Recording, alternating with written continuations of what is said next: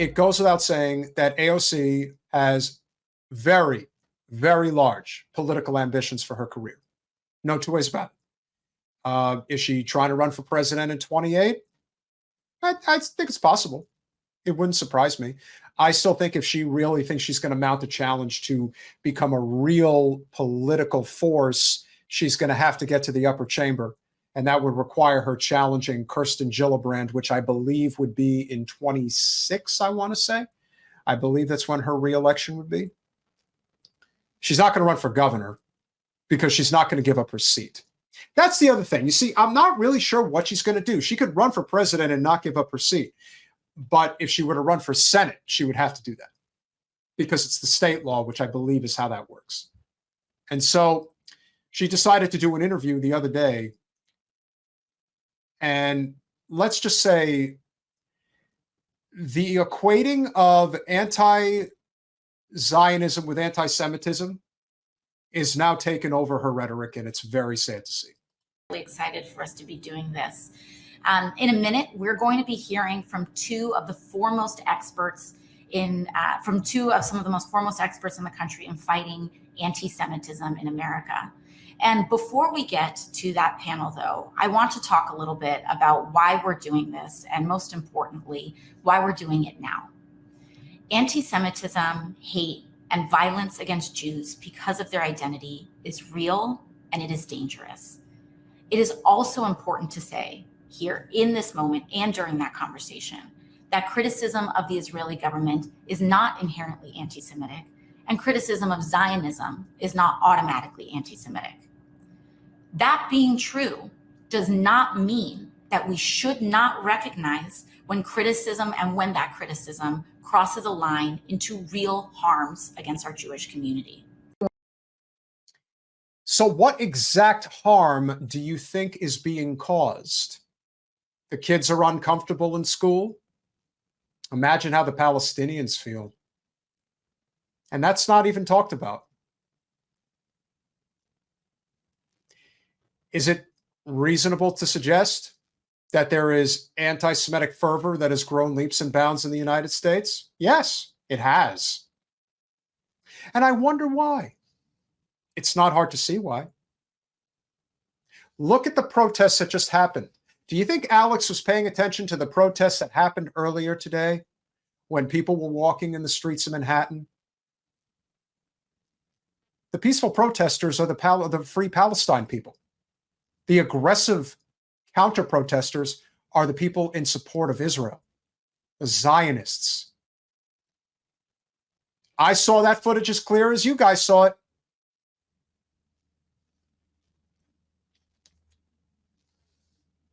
It's just so obvious. Now, for those of you who don't know, Amy Spittelnick, CEO of the JCPA, this is a Zionist organization, if there ever was one. Full on. You should read up on some of the comments that she's made. What Alex is hoping to accomplish by having somebody like this on, who apparently is completely juxtaposed to her position, at least that's what she wants you to believe, of all the people that you could have on your live stream, podcast, whatever it is that she's doing, this doesn't make any sense. Like at all. This makes zero sense. But clearly, Amy's got a few things to say, so let's hear them. One showing up at these protests, speaking out against the war in Gaza with a broad brush, it makes it that much harder to effectively call out real anti-Semitism, and instead it just seeks to divide us. At the same time, as we've talked about here, we've seen the line crossed in too many cases in ways that cause direct harm to Jews, and that ultimately threatens all of us. And so for me, the guiding principle for all of this work is to understand that no one's going anywhere. Jews, Arab Americans, Muslim Americans here in the United States, Israelis and Palestinians in the region, all of our futures are inextricably bound up with one another. And in fact, the only future in which I'm safe as a Jewish American woman is one in which my Arab American, Muslim, Black, immigrant, LGBTQ neighbors are safe, and vice versa. And so too is the only future in which Israel and the Israeli people are truly safe and finally secure, one in which Palestinian children and all people are finally safe and free. I don't know if you caught that statement, but I did. Did you hear what she said? She said, until all of the Israeli people are safe, will the Palestinian people be safe? Now you could do with that what you want, but I didn't miss that, and that's pretty clear as day what she's implying. She's basically saying, well, if we have to kill them all, we have to kill them all, as long as it makes us feel safe. We've already clipped at least 40,000 of them as far as we know, but we don't feel safe. So we got to kill them because they want to kill us, right? I mean, that's the justification, as far as I can tell. You see, the thing about these well-paid propagandists is that they're very good with words, usually. In this case, she got caught. Now, how many people caught that statement? I don't know, but I caught it. And that's why I had to stop the video. Unless all of the Israeli people or the and I said Israeli people, but all the Jewish people are safe, then the Palestinian people can be safe. So Palestinian lives do not matter when somebody like her is talking. Now, she'll say what needs to be said, but the fact of the matter is she doesn't care. And does Alex know that that is the case? Who knows? Keep going. And so that requires us to do the hard work to understand how, in disagreeing over policies and protesting vehemently, we don't cross that line into harm, into eliminationist rhetoric, into anti-Semitism, and that we also not allow legitimate concerns and fears about anti-Semitism to be exploited to advance a broader extremist agenda that seeks to pit our communities against one another and undermine our fundamental democracy and our liberal values. Well, she had to put that liberal value comment in there. I don't know. I don't think there's anything liberal about genocide. The thing that they really do not seem to get, and the thing that they really do not seem to accept, is that this is a genocide and that they will never be able to wipe their hands clean of this, no matter how many ways, no matter how many times they want to talk. And listen, is it possible? Is it even likely that there has been rape perpetrated on Israeli women? Certainly. It's very possible. I wouldn't discount that that could possibly happen. Do I think it's possible that anti-Semitism is scaring the shit out of certain people? Certainly. I think it's very possible. There is a genocide going on. There is mass famine. This is hell on earth for people that have nowhere to go. And everyone around the world is rallying behind the Palestinian people, not the Israelis. It's our country that is keeping them afloat. And if that's not bad enough, you wait until Netanyahu shows up on a month from now, 6 weeks from now, to speak on the Congressional House, on the Senate floor, I think is where he's going to do it. You can imagine what that's going to be like. There should be a 1 million-person march in D.C. against Netanyahu and against the Zionist movement.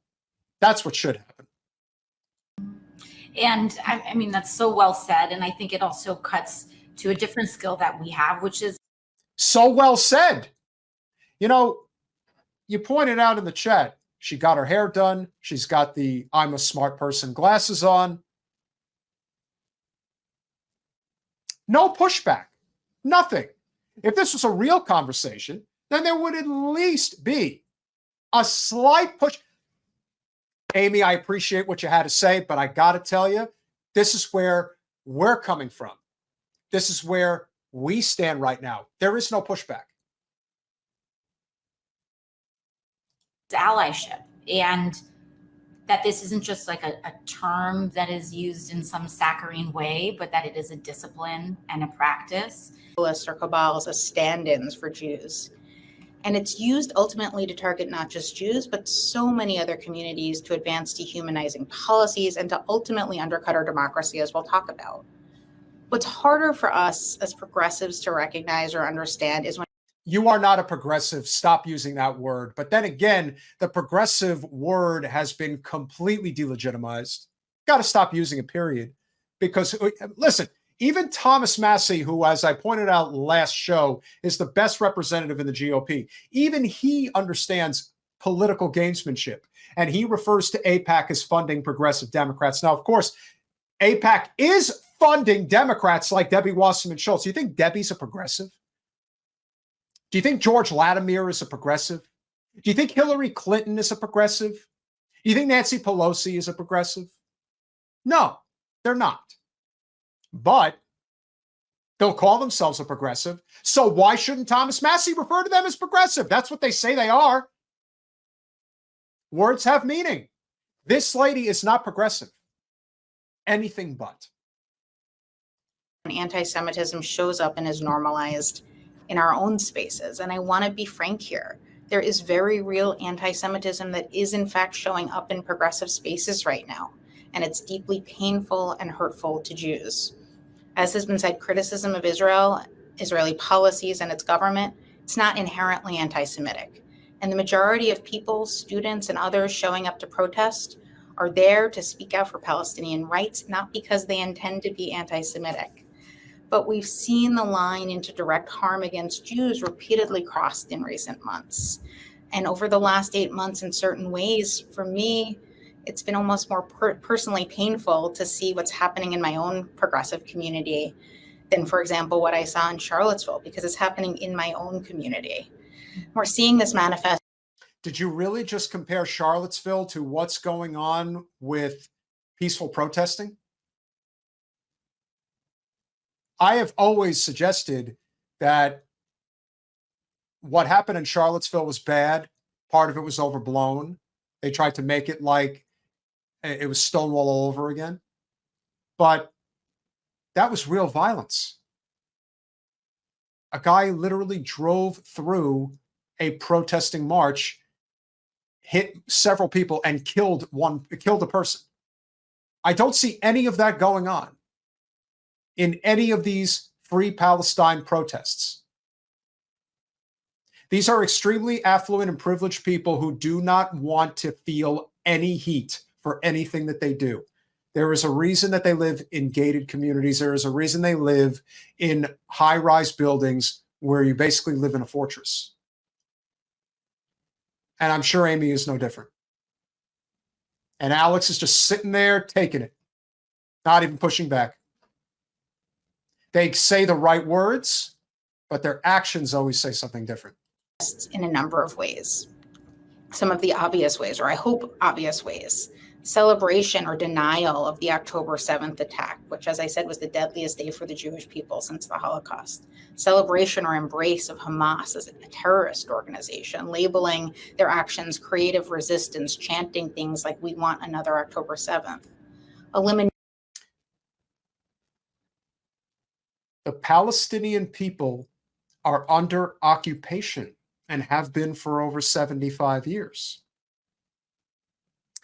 In 2023 alone, prior to October 7th, almost 900 Palestinians were murdered by the IDF.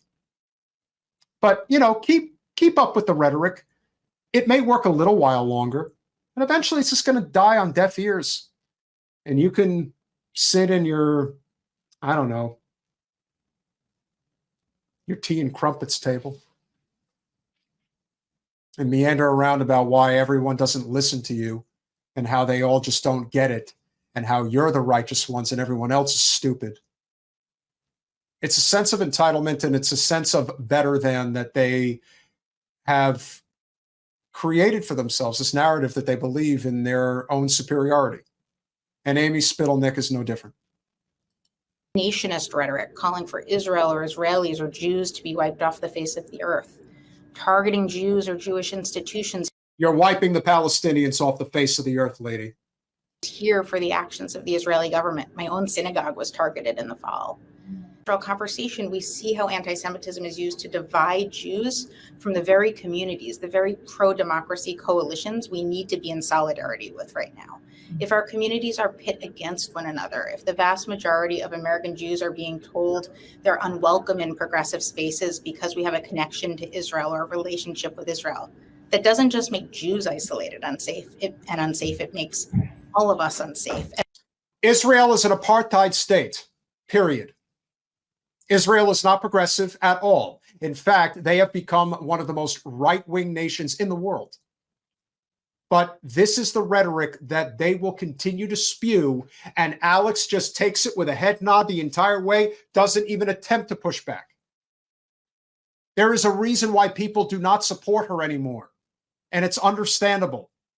Do I think that she's a failure and that she has nothing redeemable about her? No, I'm not going there. However, I do not sympathize with her losing the type of grassroots support that she thought she could hang on to while towing the line with this type of bullshit. At this point, this interview is over.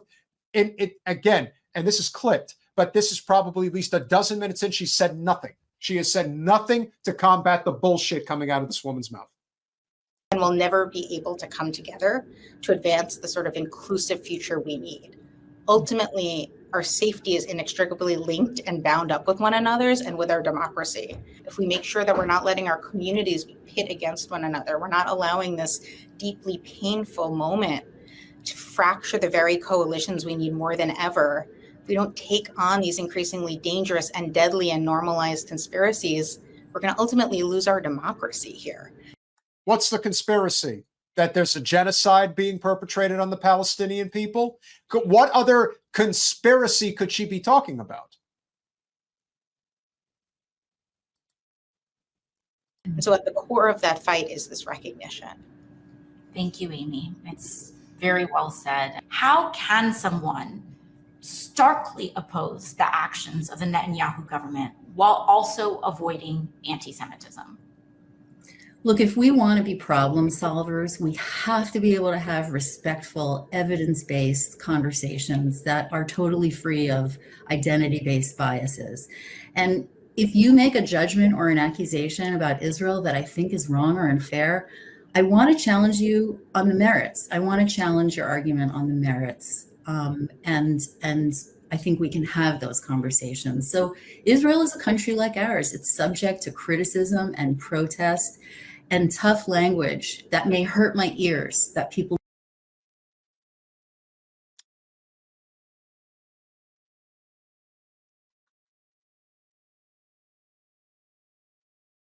Do we drop bombs on our own people? Not yet, but I don't want to give anybody ideas. Not a single word of criticism about Netanyahu or anything that Israel's been doing. I don't know who this Stacey Burdett is. I don't care. But maybe I should care because her glasses are fancy and her earrings are charming. Maybe that's enough of a reason to care. Let's finish it out. Use to hold it accountable. And the parameters around that should be, how would we speak about this country, right? Political protest and criticism are the essence of democracy. And we also need to take care with that expression because we need it for our democracy. And so whenever we hear about nefarious control behind world events, or now we're talking about the conflict, evil control of government policy by Jewish billionaires or Zionist donors, those are just like the George Soros accusations that Amy. George Soros has been documented to have funded several political initiatives in the United States for his benefit. In addition to that, to suggest that there isn't a powerful Jewish lobby, or forget Jewish lobby, it's the Israel lobby, because there is a significant portion of the Jewish population that is not with this shit. The problem in the Jewish community is that there's still a code of silence amongst a lot of people that do not agree with this, but they're not going to speak up about it either. But the idea that she is going to spew this nonsense and Alex is still not going to say anything, is still not going to push back, Not even a little bit. Not even just like, look, lady, you're not telling the truth. This isn't true. The Israel lobby has had its hands in a lot of things that have gone on over the last 75 years plus, including a lot of wars that we ended up getting into, frankly, on their behalf. I'm not going to say anything more about that because I ain't going to get the finger pointed at me, but everyone knows that that's the case. He described, this evil puppet master, trying to save democracy and support causes he cares about. So if your criticism of Israel is trafficking and stereotypes, you're really in the bigotry zone. I mean, stereotypes kill. That's how the Nazis got the German people to live with this so-called final solution. You're committing a final solution on the Palestinian people. And it should come as no surprise that the two women that Alex brings onto her live stream are two Ashkenazi white women. They are not native to the land.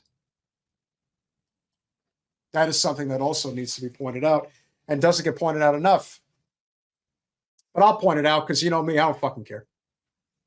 You just gotta say the truth. It's better off being hated for the truth than being despised for a lie.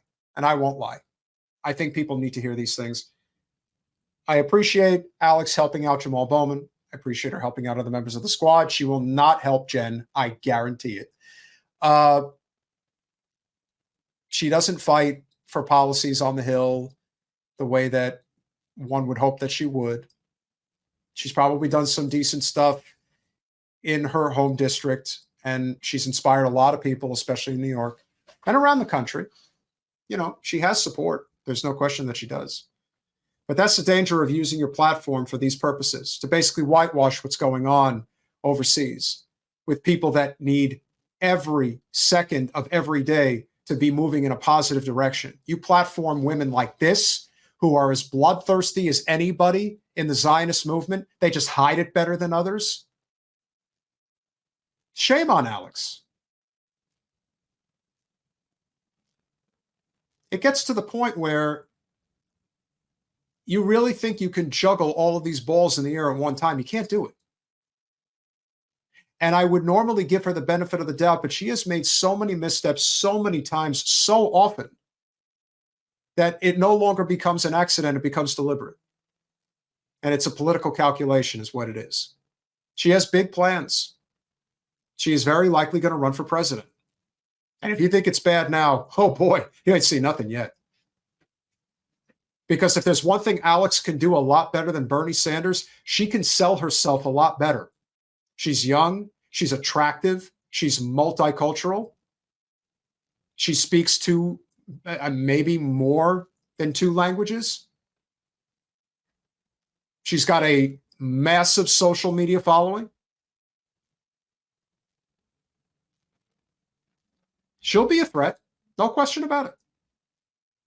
And while a lot of people right now may not like her when they're faced with the prospect of voting for her and seeing what else is on the menu, a lot of people are going to support her because that's the system we have in front of us right now. And until that changes dramatically, I don't see how that's going to change. But, I digress on the fact that she is not the person that people were hoping she was going to be. And whether DC was what changed her, whether it was her own decision, or whether she was always like this, we just don't know. I can't say for sure. But it is a damn shame